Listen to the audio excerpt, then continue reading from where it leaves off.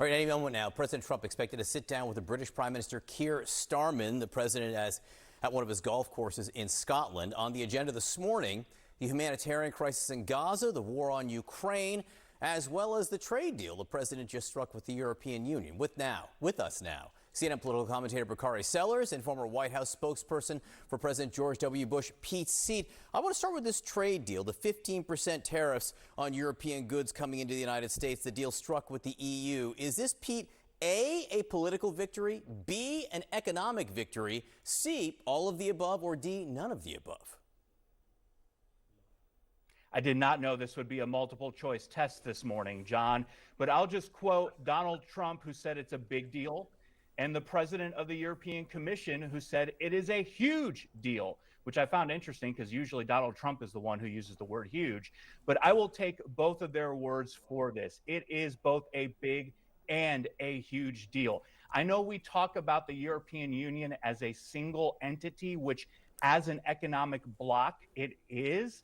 But this is an agreement, a negotiated deal with 27 member countries. Not only that, but it also comes with massive expenditures and investment in the American economy to the tune of $750 billion worth of energy and another $600 billion worth of other investments that are not already planned. That is a huge windfall for our economy and for our workers. Well, is it a windfall, Bakari, to charge 15% tariffs on European goods coming into the United States? Is that good for American consumers? I think we'll see. I mean, I don't think you should not hear any Democrats who are rooting against the United States of America or rooting against our financial interest. The problem that we've had is that the president just simply can't be trusted, and he's broken promises day after day after day. You talk about the fact that when we went down this path of tariffs, his own trade representative said we were going to have hundreds of tariffs be rolled out day after day, deal after deal after deal. And so you look at this deal with some skepticism and you want to see the results of it. I will tell you this, John. One of the things that the American public wants from both Democrats and Republicans alike, and I say it until I'm blue in the face, something they definitely do not get from this Trump administration, even with this deal, is competency and consistency. And so the question is, what happens next? And I do think that if this is a deal that shows some value to an American worker, then an A+. If we can stick to it, A+. But if this deal shows some value, but then we have 6 or 7 deals that remain undone, or we end up lopsided trade deals across the globe, then it won't matter. It'll just be spit in a bucket. Again, as I said, we're waiting to hear from the president as he sits down with the British Prime Minister Keir Starmer. He'll no doubt be asked about this. Pete, I expect he'll also be asked about Jeffrey Epstein, as he has regularly as he has traveled through his golf courses and the events in Europe. And one of the questions he will continue to face is he considering a pardon for Ghislaine Maxwell, who was convicted of conspiring with Jeffrey Epstein to sexually abuse minors? The president did not rule it out when he left for Europe. House Speaker Mike Johnson was asked about that, and while he conceded it's the president's decision who he pardons or for whom he commutes sentences for, he also said this. Listen to the speaker. If you're asking my opinion, I think 20 years was a pittance. I think she should have a life sentence at least. I mean, think of all these unspeakable crimes, and as you noted earlier, probably 1,000 victims. I mean, you know, it's hard to put into words how evil this was, and that she orchestrated it and was a big part of it. At least under the criminal sanction, I think is an unforgivable thing. So, again, not my decision, but I have great pause about that, as any reasonable person would. What do you think of the position this is putting the House Speaker and others in, Pete? If they had a I Stand With Mike campaign button, I would be wearing it right now. He is pitch perfect on his response. That is a pittance. She should have a life sentence at minimum. But I also am not too concerned at the moment that the president is not outright rejecting the idea of a pardon. I don't think he should give a pardon.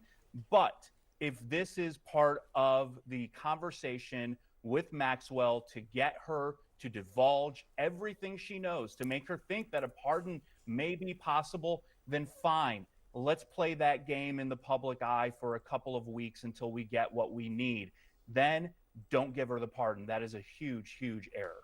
Bakari, I detected a head shake there. Yeah, I find it really weird that Republicans and people at the DOJ are going down this path of having conversations with Miss Maxwell. The reason being is because if she had any credible information to receive a shorter sentence, then she would have offered that information up to prosecutors when she was going through her initial trial.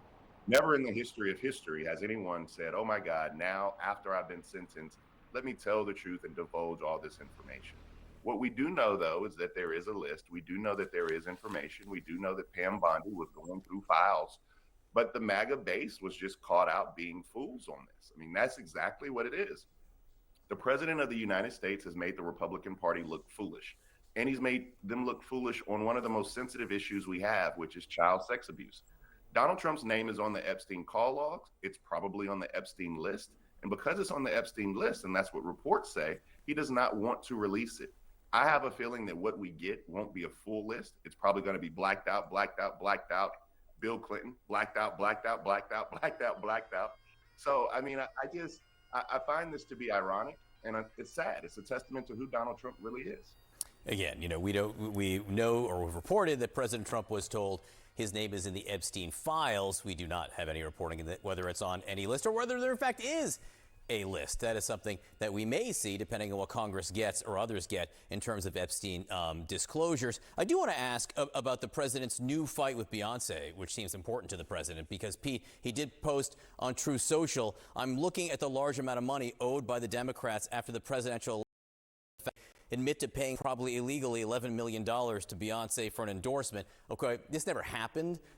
By the way, the Democratic Party and the Harris campaign had to pay for some production costs for an event with Beyoncé, but there's no $11 million payment for an endorsement there, yet he is suggesting it, Pete. Well, he clearly wants a public fight with Beyoncé for some reason. Why? Well, he's itching with a fight for anyone or with anyone if he thinks it can score some political points, potentially distract from other issues, not suggesting he's trying to distract from the Epstein case, because this is just Donald Trump. This is what he does late in the evening. He posts on True Social, whatever is on his mind. But some of that is why his supporters love him so much. Whatever is in his head comes out of his mouth or through his fingers on True Social. They know what he's thinking at any given moment, and obviously this was on his mind. I have to say, this is the president at this point greeting the British Prime Minister Keir Starmer as the Prime Minister arrives at Turnberry at one of the president's golf courses here. Bakari, as we watch this, I just want to give you a chance to comment on the Beyoncé post. No, I was hoping that you would put up pictures of yourself, probably in some sequins and a cowboy hat, showing your just respect for Cowboy Carter. I was hoping that you went to the concert, the last one. Destiny's Child even came out at her last concert. A whole group came out. And, she just put on an amazing show. I think that Donald Trump just picks on people to try to distract from the Epstein files, but nobody can really mess with the Queen. And I hope that you went to see Cowboy Carter full and in person. You and Pete both probably should have went to that concert. I have to tell you, I have not had a chance to go. Tickets are hard to get, Bakari, but if I did, I would absolutely be bedazzled. It's the only way to go. Bakari Sellers, Pete Seat, thanks to both of you for being here this morning. Appreciate it.